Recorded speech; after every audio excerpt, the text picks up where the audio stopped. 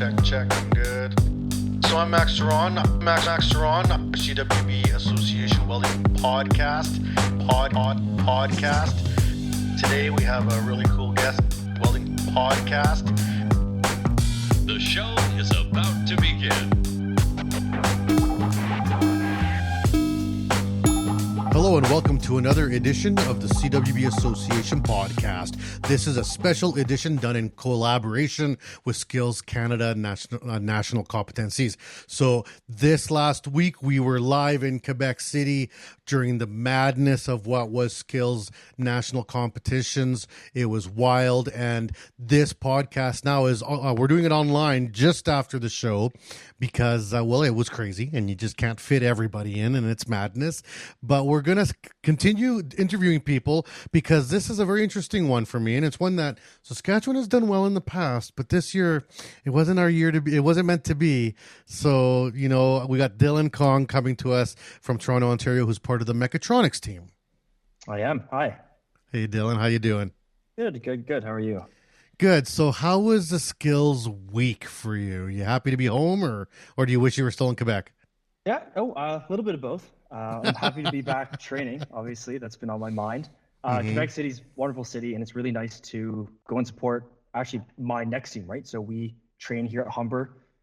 Where Paxton and I, my partner, we're going to the World's competition, but the next team after us, who just recently competed at Nationals, we had to go support them. So it was really nice to see their training come to fruition. They did very well. And it was really nice to actually meet the rest of Team Canada again. There's a bunch of us, and it's really nice to meet people who are at the highest level in their trades. Yeah, and you're from all over the country, like coast to coast to coast. So exactly. It's a really neat mix of people. I mean, we've interviewed about 15 of you, and that's not even half the team, I don't think. No, almost though. Yeah. Now, let's let the people know that are listening, what is mechatronics? So what is it that you do specifically? Yeah, so mechatronics in terms of academics is really the combination of mechanical, electrical, and programming. For the competition, me and Paxton, we build small-scale factories. So anything from sorting parts, for organizing, capping, lidding, stuff like that. Because there are two of us, it is a very complicated program. So I tend to program, and he tends to build. Together, we kind of push towards the end. Yeah. Mm-hmm. Now, in terms of mechatronics in the real world, IRL, what would people with training in mechatronics do in industry, or what type of jobs would they be rolling out to do? Yeah. So the people who graduate ours, there's normally a couple avenues to go to. So obviously internal sales, you try to sell parts. You can go into integration. So you essentially try to bring in assembly lines into pre-existing lines, and you try to make them function at a faster rate. And the biggest one is maintenance. So you kind of go into a pre-existing system. So any car manufacturers, medication, food packaging, and you essentially keep their lines running. So any automated assembly lines, that's really where we thrive. So in my world, the welding world, there's a lot of automation. There's a lot of mechanized systems that are coming out, semi-automatic and fully automatic. Generally, people in this industry will go into get some training, say from like one of the main robot providers, or and figure out what to do there. Now, with your training, you're probably much more universal. You can kind of pick up any system or and it doesn't necessarily need to be specific to any one, I guess, product. Exactly. So the idea of mechatronics, especially in our training, is you kind of have to be able to think as a whole. So any robot, any PLC, any vision system, whether you're doing bin picking or line tracking, conveyor tracking, really any system you're thrown into, sensors, IO link, really any of them, you should be able to figure yourself out, and you should be able to get to the end. And that's kind of what we're trying to go for. So it's a very general outlook on everything, and they kind of teach you how to think opposed to do specific things in order. So that's a big umbrella of stuff, yeah. Right? Now, how do you shrink that down to make a competition at the skills level? Like, how do you take that large, breadth of skill sets and create something that is, number one, small enough that you can break it up into teams, floor space, and actually compete? Yeah. So there's a lot of ways to do it. So first thing is we're special. We get two people, right? Us and landscaping. We're one of the special teams. So there's two of us, so that gives us double the manpower. So there's already, you can do a bit more. If you're familiar with the company Festo, they supply everything. So that also limits the catalog of what mechanically can be built. I see. That's kind of it. So from the Festo catalog, you can kind of build a competition around that. The program is a program. You can just make it up on the go and you kind of program it. But mechanically, if you're kind of restricted to one set of things in terms of systems that they have to offer, you can kind of limit the size of it. Now, if you know Festo, they have they call it the didactic line, and it's their educational line. So they're still industrial components. They're just to a smaller scale. So everything we do can fit, I would say, in the luggage, maybe big luggage. Obviously for space, right? We're not building cars. We're kind of, the closest I could do is we have little pucks and we're kind of putting chocolates together and organizing them. Well, I was going to ask you, what was it like? What's a specific example of this year's, competition at Quebec? What were the teams there being tasked to do? So I didn't compete, but from what I heard, what I kind of overheard from the competition, they're a team of assemblers or integrators, and they were sent to a company to build their system for them. Essentially, they already had one pre-existing.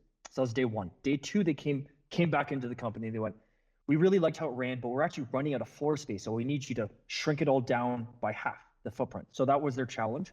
Okay. It was keeping. And this is like a mythical. System. This is like a mythical company, right? Yeah, exactly. Okay. It's kind of just a, make believe.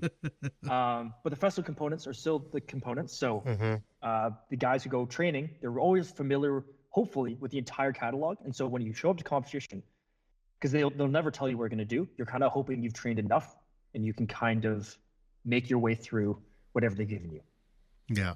Now, what did you do your year? Because, to be on Team Canada, you've been through this a few rounds now, right? There's a few rounds. You got provincial, you got nationals, maybe a couple nationals, depending on your selection year. And now you're getting ready for Worlds. But what was your, nationals? I assume you were in Moncton last year. It was Winnipeg last year, right? Winnipeg last year, and you won there. So, what did you have to do in Winnipeg? I don't remember them giving us a story. I'll be honest. It's been exactly a year. The only thing I remember them was they were trying to introduce supply chain issues. So they didn't give us all of our components immediately. They said, "Oh, there's a train went down. We can't give you all the stuff. So you're going to get it in 3 hours." You kind of have to plan around that. So that was really interesting because normally off the bat, you get everything. You get a box, it's sealed, you open everything up. This one was kind of, something's going to show up later. So you're going to have to plan yourself around that and make a new game plan around that. So story-wise, I think there was chocolates involved, maybe. It's all a blur now. Out of my mind now. Yeah, exactly. But for us, that was our nationals. We have our provincials. Our school also hosts our own internal competition, so we kind of have to beat our own teammates in order to go to provincials. And that's good way. Well, it's actually really nice because it just adds more competition. And then we also went to France last September to compete in the French nationals. So we were very fortunate to go. And how'd you do there? Unofficially, we participated. We were just showcasing. We did quite well score-wise. Good. We're happy with it. Yeah. Good. Now, you said that this is one of the unique competition pieces of skills because you have a partner. So who's your partner? How did you guys meet, or him or her? Yeah. How did you decide that you will be a team? Like, how did this all play out? Because as soon as you had another person, it's there's now some dynamics you got to work out. Yeah, exactly. So like I said, in terms of the skill, it's always been a two-man job ever since whenever it started, 2001. And I think it's just solely because you can't do anything as much in terms of complexity if you're a one-man show. It's too difficult. There's too much to do. So there's two of us now, right? So one of us kind of programs, one of us builds, and then we're obviously very versatile. We can go back and forth. Paxton, he's just another competitor like me. Essentially, our school is very, very competitive. We have a huge pedigree of winning. And so we kind of just ended up together because he was the best mechanical and I was the best programmer. And that's kind of how our team is built. He was my third partner. I've had two before me. And it kind of just goes as people come in and graduate and so on and so forth.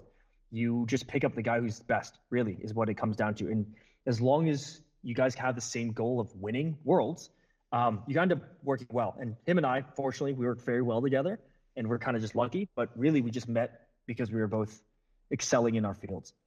So this was not the partner you won nationals with? Oh, sorry. Okay, sorry. The stretch of winning that we've most recently done, provincials and nationals, it's been with Paxton. I can't switch. Okay. But I have been competing before that, and I had a couple more partners. Yeah. Okay, cool. Yeah. So let's go back to when you first enrolled into this program. So tell us about the mechatronics program at Humber. What is it? How do people, like, how long is the program? You know, what kind of things do people expect to do in it? Yeah. So Humber College, if you're looking at the campuses, will be on the North Campus by the Pearson Airport. The full name is Electromechanical Engineering Technology. So big, long name. There's a couple options. You can do your co-op. You can not do your co-op. You can also make it a 2-year program or a 3-year program. So your first 2 years are exactly the same. You learn the basics. You learn your math. You learn the basics of PLC, robotics. You learn your mechanics. You learn your physics. So everything that'll kind of get you, then you learn your programming. Most people will go into the 2 years, will end up as technicians, and they'll go into the maintenance roles. The people who stay for the extra year will start to specialize. So you start to do the advanced programming, the advanced PLC programming, advanced robotics. You kind of just go into depth of things. You start to learn vision systems and stuff like that. From there, most people will graduate the 3-year, which is what Paxton and I are both in. You end up going into the bigger roles. So sales, what I want to do is integration, and you kind of become more of a specialist, so you can do more. Program-wise, it's kind of like any other mechatronics. We do a little bit of everything, right? Like I said, anything you think of in STEM, we'll have touched it at least once, and you kind of become a millwright in terms of just mechatronics. So you learn everything, right? Like I said, mechanical, electrical, and programming. But I don't want to compare myself to millwrights because I know they know what we know. So they're the true jack of all trades, right? Now, how did you find yourself in this program? Because I wouldn't say that, you go to a class of grade 6s and you say, who wants to be in mechatronics? And someone puts up their hand and says, me. How did you find yourself in this program? Yeah. It's a good question because I was actually kind of that kid. Yeah. I've always loved robotics in some sort of capacity. So in middle school would be grade 7 through 8, and then grade 9 through 12. So middle school and high school, I did robotics. So I was on a robotics team for, I guess it would be 6 years. From there, your options are kind of limited in terms of what you want to do for robotics. So you can do robotics engineering. Mechatronics at the time was a pretty new program, still is. Mm-hmm. And so I kind of knew engineering was kind of the route, something along there. Both my parents are also electrical engineers. I have uncles who are engineers, so my family's kind of super focused. engineered. Yeah, we're very one-sided. So I kind of knew.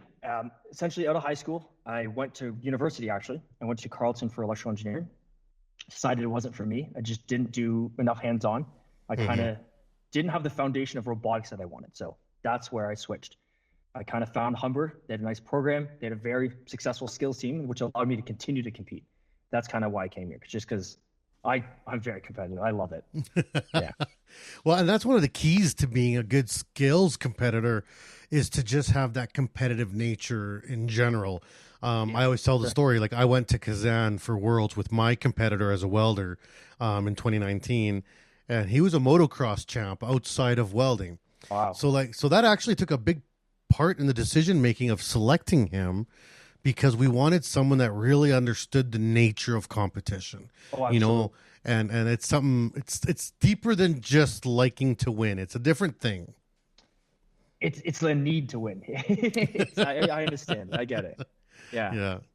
Now for you, going to university and lacking that hands-on, aspect of it, that's kind of one of the big things that we kind of promote at Skills in general, whether it's through Skills Canada, the Skills for Success model that they have, all the different committees and programs that they offer. Absolutely. It kind of always comes back around to saying, yes, there's a university, but if you like to do that stuff with your own hands, you kind of got to go down this path. Yeah. What did your parents think when you said, I don't want to go to university. I want to go into a college. I want to get my hands dirty. They've actually been very supportive. They don't Good. necessarily care how I get to. It's more about being happy with what you want to do. The story I've always been told is, do what you love, and the money will follow. And it's always been like that. So if I want to go engineer, I'll go engineer. If I want to do college, it's college. The stigma is actually from high school. Everyone I know, all my friends, we all went to university first, and then a couple of us went to college, and so on and so forth. So it started out as that was the main option, especially if you want to do well. And then you start to realize this isn't for me, or I'm not enjoying it, and you just kind of in not a bad place, but you're not happy. You realize the jobs I'm going to get won't make me happy sitting at a desk. And that's kind of where I went off. But university started mainly just because everyone else is kind of doing it. Mm-hmm. I had the same issue. I went to university and I realized I went for computer science, and I realized I was going to be cubicle life. And I'm not cubicle person. I'm just not. I like to talk to people and to be creative, and it's a different type of creativity. And I think that's the common theme throughout the entire skills journey, is that everyone there likes to get involved. There are a lot of thinkers that aren't just happy with knowing the theory. They want to see it in action. They want to be a part of that build and correction and development.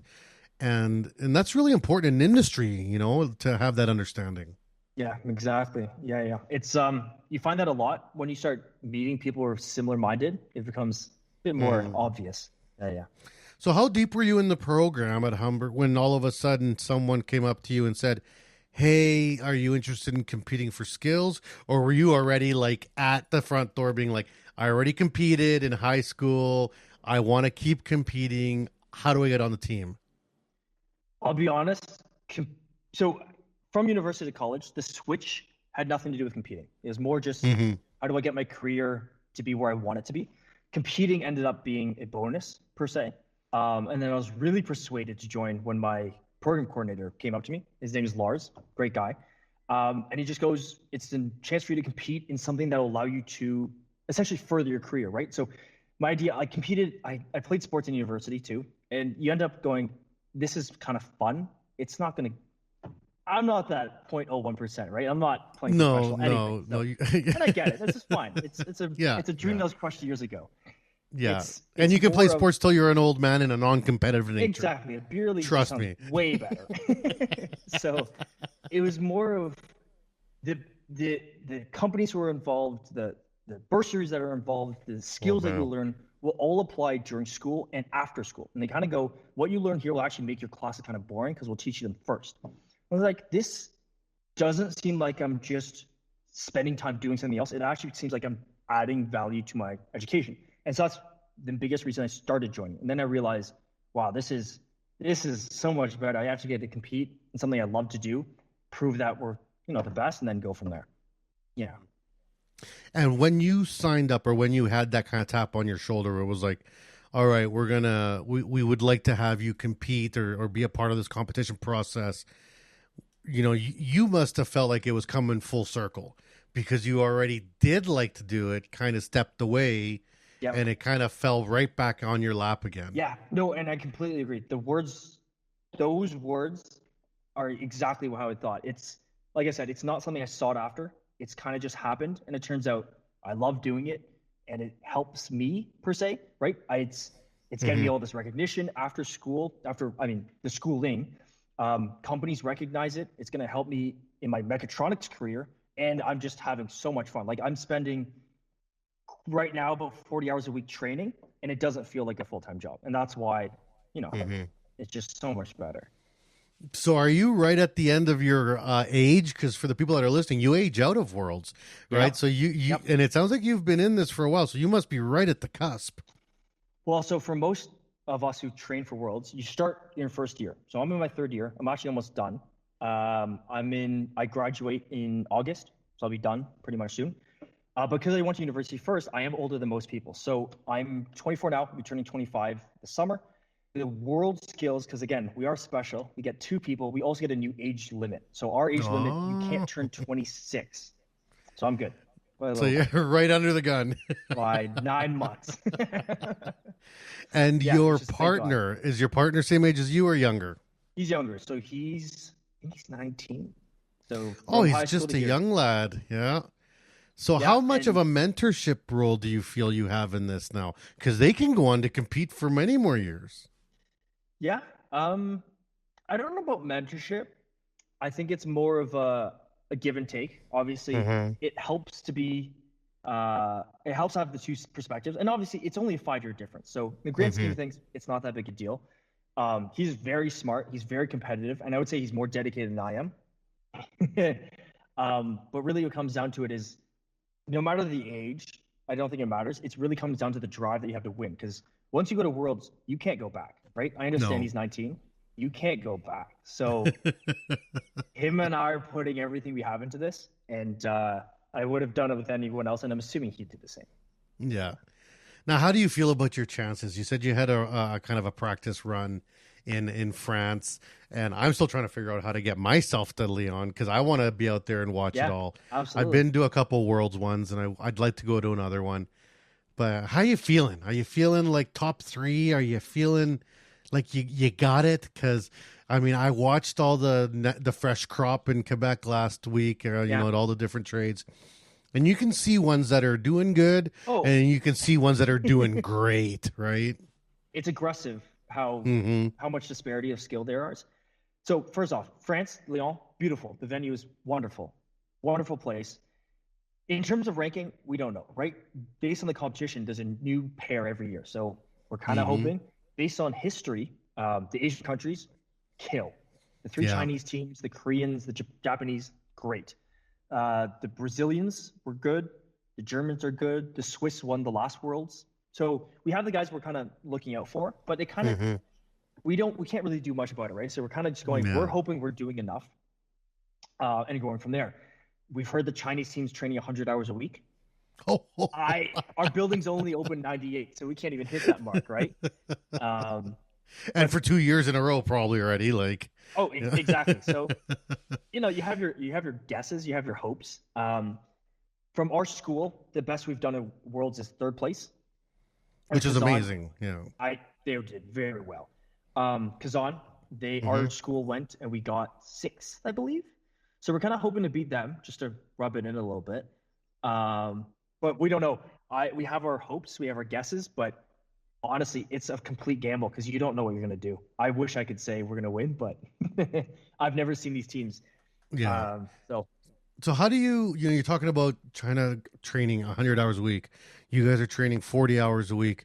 But even at 40 hours a week, that's a full-time gig. What do you do every day? How do you find things to train? yeah. Um, so it kind of goes back to the competition, right? Because it's all of one company's catalog, you kind of know what you're going to do. So you kind of go into their catalog, you go, okay, you can use this, you can kind of use this.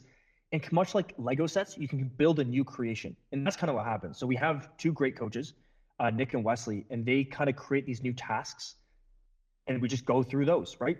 Try Our to figure team's it out. been Yeah. exactly, our team's been competing since '01, '02. So there's this huge back order of tasks we can do, right? We recently did the Abu Dhabi Worlds task just for training, right? We have all the equipment, we have their Yeah. tasks, so we just train it, right? We call it a simulation, right? You kind of go, you're going to show up, you're competing, we're going to put you on a nice time, go from there, and we do that. We do other things, and we kind of do that from there. So it's kind of like trying to expose ourselves to as much as possible with as little time as possible. That's All kind of what right. it is. So let's say let's dream big. You win. You're up on that podium. Gold medals are coming down. The Canada songs playing. Tears welling up in your eyes as you realize all the years of work are coming to fruition, and also you're going to walk out of here probably making like 200K a year or whatever job hires you. Which is the goal, right? Which is the goal. It always is. It is, and I see it all the time. Trust me, Worlds winners, even Yeah, even Worlds competitors in general. If you make it to Worlds, you got a good job waiting for you. I'm excited. What's the job that you're looking out for? Where does Dillon want to go work? What's kind of the dream that you're looking for? It's a good question. It's tough to say because of how many avenues our program has. I don't want to limit myself, obviously. I've always thought, you could join a big firm like Magna. I know people who've worked on the Canadian Space Arm. The problem is you talk to them, they go, yeah, but I also designed one bolt. You go, okay, great. Yeah. Not so interesting. So funny story, real quick. I did weld on the first Canadian Space Arm. Yeah. It was Oh my literally one thing. Right, exactly. But hey, I feel good about it. That's amazing. What a story. But then you go, it's a great job. I just kind of want to do more. I personally, I get bored pretty easily. So the two options are, I would love to go to Germany and work for 2 years, just as a technologist, whatever. I just want to live in a different country. That sounds amazing, especially the birthplace of automation in Germany. Wonderful. Yeah. The other idea is integration in a small company. So you kind of become the startup, jack of all trades. You got to do a little bit of everything, and that really interests me. Like I've done a bunch of projects here at work, and being able to do a little bit of everything, you got to learn way more. It's so much more interesting. You kind of understand what you don't want to do. That's really what I'm still trying to figure out. Yeah, well, that sounds fantastic. Now, in terms of the skills themselves, like when we talk about Skills Canada, the skills competition, skills.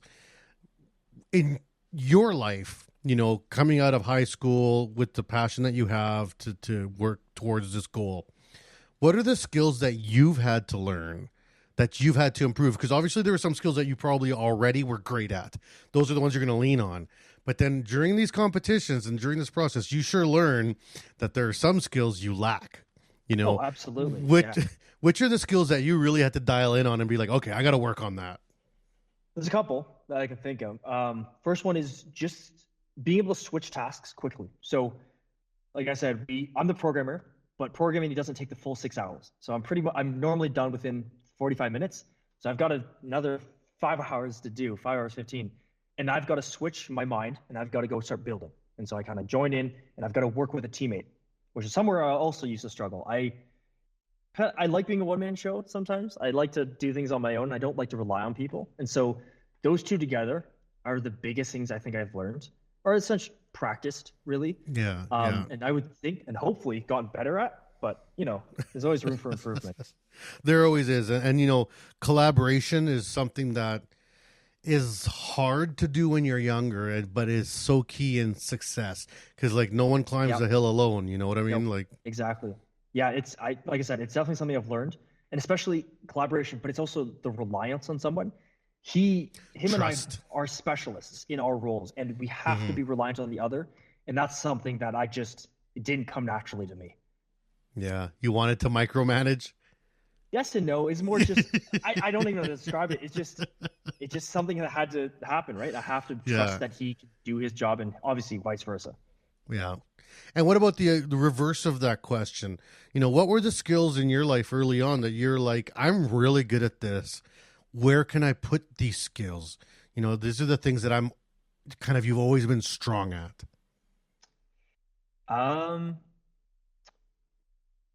Okay. You talk to anyone in my program, anyone that trades, they say they're good at troubleshooting. I think I've been okay at it my entire life, which has got me this far. I'm pretty good at taking a problem apart and going from there. Yeah. And I think the consistency of being able to do that has gotten me here pretty far, right? Yeah. Robotics teams for this, any of the schooling I've gone through, being able to take apart a problem essentially systematically. Yeah. It's a good, I think I've been okay. I would also suggest that maybe you've always been competitive, because I sure get that vibe. Yes, okay. That's it's yeah, you can say that. Yeah. I'm very. I do like to say that. Yeah. That's been a thing for a while. Yeah. I don't see it going anywhere soon. And what about your future with skills? You've been a part of the skills family for a long time. And I call it the skills family because there's the PTCs, the NTCs, the NAC, the coordinators, the trainers, the mentors. It's a vast network of people working together to make this happen. Yeah. You've been through it on a number of levels now. Do you see yourself sticking around post Worlds, or is it going to be, bye, sayonara, arrivederci, I'm going off to my world? Or do you want to still be somehow connected in skills? Do you see yourself having a role as some type of, trainer or mentor or Yeah. whatever? Absolutely. It's a good question. So, like, if Worlds comes back to Canada, Which they're anytime really soon, hoping for. which I'm Yeah. really hoping for, Yeah. I would definitely love to volunteer. Just helping out, keep that show running. That's an amazing responsibility. Mm-hmm. Really, I think I see myself coming back, and it would just be for my team. The skills and the knowledge that I've learned on my journey, it's not worth the next person have to relearn it. So the guys who've trained me, so the guys who went to Kazan, the guys who went to Abu Dhabi, and the guys everyone, they always come back. We do our Saturday practices, and they come back and they give these little tips and tricks that I don't have to relearn. It saves me time, and now I can focus on it and move on with my life. Stuff like that, I think I would help the most in, because the basic skills, you know what I mean? They're getting it from the school, yeah. Exactly. It's more of the things that will help them become good Worlds competitors. I think that's what I would come back to do, and maybe volunteering if it comes back to Canada. I would love to go. I would love it. Yeah. And we better win every gold medal if it's here. Oh my God. Yeah, exactly. That would do good for Pride. Yeah. Now, what if, here I'm going to throw a scenario, what if you get a job in Germany right after this working for some R&D or robotics, coolest job you could think of, and then they announce that Worlds is back in Canada and the German Worlds team asks you to mentor them?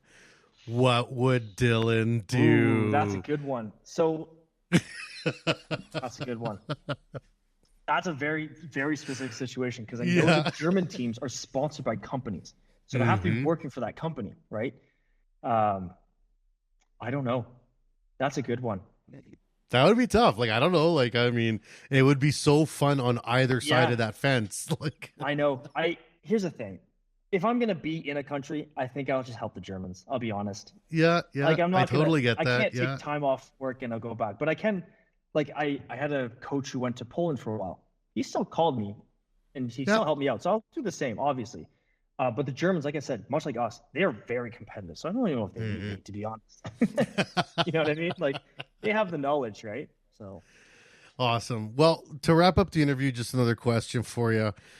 What if someone's young and looking to get into a mechatronics program? They're looking at the catalog, and they're like, "Geez, I really want to be an engineer, but I want to get my hands dirty." They're thinking about the mechatronics program. What advice would you give them about the program and like how to be ready for it and how to do well within that program? Yeah, absolutely. The first thing, just practicality. Try your best to pick a campus that's close. Unlike university, you're going to spend a lot of time on campus because you need to be here. University, most of the time you can go home and you can study. Here, if you have a lab, you have a lab. You have to be here. So first thing, you don't want to travel, especially when your capstone comes around. You'll be here 12 to 14 hours a day. That's first thing, just practical level, because a lot of people don't tell you that. After that, it really comes down to, if you want to go into it, you want to go into it. But if you want to do well, you have to really love STEM, just in general. Obviously not the biology and the chemistry, because you won't be doing that. But the math and the robotics and things, how the basics of how things work and how to solve a problem, and going from there, working with your hands and actually putting your mind into something and then actually doing it. If you don't like doing that, it's not so much worth your breath. And on another note, because it's a little bit of everything, you have to like a little bit of everything, because you will be programming, you will be doing pneumatics, hydraulics, mechanical, electrical. So if you don't want to get electrocuted and you have a fear of it, maybe go into mechanical. Yeah. I know I've had welding students sign up and then they say they don't like fire. It's like, well, we may have an issue. Yeah, you'll get as much PP as you want, but you might want to get over that fear. Yeah. So I tell people, if you're unsure but you want to go in this route, mechatronics is the best one to do, because you got to do everything, right? Like I said, being able to learn what you don't like is huge, and I think it's huge. So if you want to go into something and you kind of don't know, but it's something along the lines of automation or engineering, mechatronics is the best way to do it, because you get to do everything, whether it's college or university, because you can do it either way. Awesome. Well, thanks, Dillon. This has been awesome. Any shout outs, anything you'd like to say to anybody? I heard Paxton didn't get an interview, so I hope he's listening. Sorry, dude. Hey, we didn't pick. The names were given to us. I know, exactly. So, no, that's it. I really appreciate the opportunity. Yeah. Awesome. Well, thanks a lot, Dillon, for being on the show. I really appreciate you taking the time. You too. Take care. Bye. All right. And for all the people that have been following along with the podcasts, make sure you catch all the series. I think we got 16 podcasts recorded in total, 9 in French, the rest are in English. We try to cover as much as Team Canada as we could, and some board members and some mentors and some experts. It's been quite the row. But like I've been saying to everybody, if you've never been a part of a national skills competition, go to the next one. Next year, it's in Regina, Saskatchewan. It's going to be wild. You know, that's my backyard. I'll show you how it's done out here in the prairies, and we're going to have lots of fun. And for you guys in the World's team, you know, good luck in Lyon. I hope we come back with a lot of gold medals. We hope you enjoy the show.